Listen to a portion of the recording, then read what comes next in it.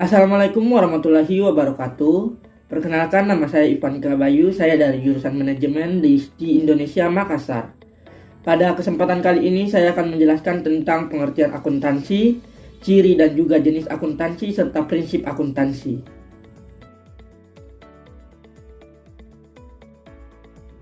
Pengertian akuntansi secara umum. Pengertian akuntansi secara umum adalah suatu proses mencatat, meringkas, mengelola, atau menyajikan data transaksi di berbagai aktivitas yang berhubungan dengan keuangan, sehingga informasi tersebut dapat digunakan oleh seseorang yang ahli dalam bidangnya untuk menjadi bahan untuk mengambil suatu keputusan di perusahaan. Adapun pengertian akuntansi menurut para ahli, yang pertama adalah Soemarsono SR. Menurut Soemarsono SR, akuntansi adalah suatu proses mengidentifikasi, mengukur, dan melaporkan informasi ekonomi untuk memungkinkan adanya penilaian dan pengambilan keputusan yang jelas dan tegas bagi mereka yang memakai informasi tersebut. Yang kedua adalah Sofyan Arahap. Menurut Sofyan Arahap, akuntansi adalah suatu proses mengidentifikasi, mengukur atau menyampaikan informasi ekonomi sebagai bahan informasi dalam hal mempertimbangkan berbagai alternatif dalam mengambil sebuah kesimpulan oleh para pemakainya. Yang ketiga, menurut Weigan. Menurut Weigan, akuntansi adalah suatu sistem informasi yang mengidentifikasikan catatan dan mengomunikasikan peristiwa ekonomi suatu organisasi kepada pengguna yang berkepentingan.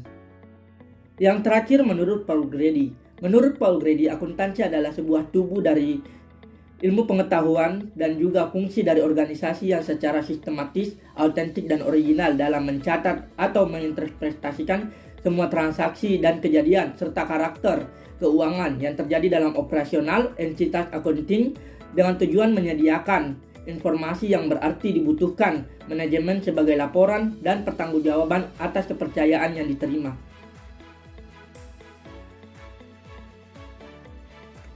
Adapun beberapa fungsi akuntansi. Yang pertama adalah akuntansi sebagai bahan tolak ukur dalam perusahaan. Akuntansi sebagai bahan tolak ukur dalam perusahaan adalah segala transaksi perusahaan yang ditatat atau dilaporkan secara akuntansi harus baik dan benar. Dengan demikian dapat diketahui bahwa perusahaan tergolong perusahaan yang baik dan sehat. Namun, jika yang terjadi adalah sebaliknya, maka perusahaan dalam keadaan yang sedang tidak sehat. Akuntansi menjadi tolak ukur kondisi perusahaan karena penyusunan laporan yang sesuai standar ilmu akuntansi dapat digunakan untuk melihat keadaan perusahaan. Yang kedua adalah akuntansi sebagai perhitungan dalam pembayaran pajak. Pajak perusahaan wajib dibayarkan agar perusahaan tidak tutup izin usahanya oleh pemerintah. Untuk menghitung besaran pajak perusahaan diperlukan data untuk menyusun laporan keuangan yang menjadi dasar perhitungan pajak berdasarkan laba tahunan pada akhir tahun. Yang ketiga adalah fungsi akuntansi untuk menghitung laba dan rugi. Fungsi akuntansi bagi perusahaan bisa untuk mengukur pencapaian keuntungan yang sudah ditargetkan setiap tahun. Dengan demikian, akuntansi dibutuhkan untuk mencatat semua transaksi keuangan dan kegiatan yang telah dilakukan oleh perusahaan. Perusahaan akan segera mengetahui pencapaian targetnya dengan jelas untuk menghitung laba dan rugi. Yang keempat adalah fungsi akuntansi sebagai pengendali investor. Fungsi akuntansi sebagai pengendali investor dapat dilihat dari catatan transaksi keuangannya. Dari laporan keuangan tersebut bisa diketahui kondisi modal perusahaan. Jika perusahaan ingin menambahkan kapasitas produksi, menambahkan cabang perusahaan atau kegiatan lain yang membutuhkan tambahan modal, maka laporan keuangan yang komprehensif akan sangat dibutuhkan. Tambahan modal tidak selalu dari bank, tetapi bisa juga dari investor. Untuk mendapatkan minat investor menanamkan modal, maka perusahaan harus memiliki pencatatan transaksi yang baik dan benar, sehingga investor mudah untuk melihat kondisi perusahaan. Adapun beberapa jenis-jenis akuntansi. Yang pertama, akuntansi keuangan. Bidang akuntansi yang secara khusus mempelajari tentang transaksi-transaksi keuangan seperti utang atau kewajiban, modal atau ekualitas, ataupun perubahan seperti aset perusahaan. Yang kedua adalah akuntansi manajemen. Akuntansi manajemen adalah bidang akuntansi yang memberikan data real kepada pihak internal perusahaan atau manajemen untuk menentukan kebijakan perusahaan untuk selanjutnya. Yang ketiga adalah akuntansi biaya. Akuntansi biaya adalah bidang akuntansi yang bertujuan untuk mengefisiensi biaya produksi ataupun biaya-biaya yang lain Yang keempat adalah akuntansi pajak. Akuntansi pajak adalah bidang akuntansi yang bertujuan untuk menguras perpajakan. Dalam hal ini, untuk meminimalisasi pajak yang harus dibayarkan perusahaan tanpa menyalahi aturan yang berlaku. Yang kelima adalah akuntansi pemeriksaan. Akuntansi pemeriksaan adalah bidang akuntansi yang berupa pemeriksaan atau laporan pencatatan akuntansi atau laporan keuangan yang dilakukan oleh akuntan independen tanpa adanya tekanan dari pihak manapun. Akuntansi pemeriksaan itu biasa disebut dengan audit, dan orang-orang yang menjadi audit disebut auditor. Yang keenam adalah akuntansi anggaran. Akuntansi anggaran adalah bidang akuntansi yang mempelajari penyusunan budget atau pengeluaran dari sebuah perusahaan, kemudian membandingkannya dengan pengeluarannya aktual. Yang ketujuh adalah akuntansi pemerintah.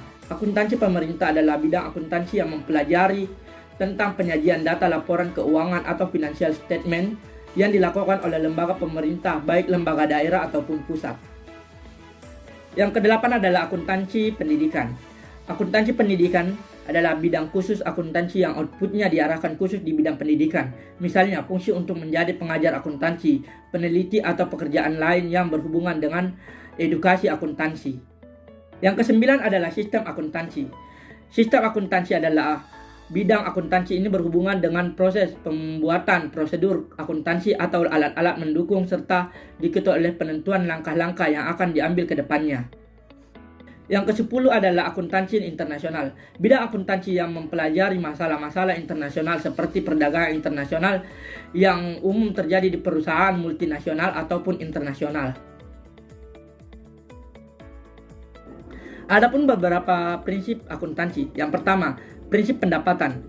Prinsip ini mendefinisikan titik waktu ketika pemegang buku dapat mencatat transaksi sebagai pendapatan di pembukuan. Prinsip pendapatan menyatakan bahwa pendapatan untuk bisnis diperoleh dan dicatat pada titik penjualan.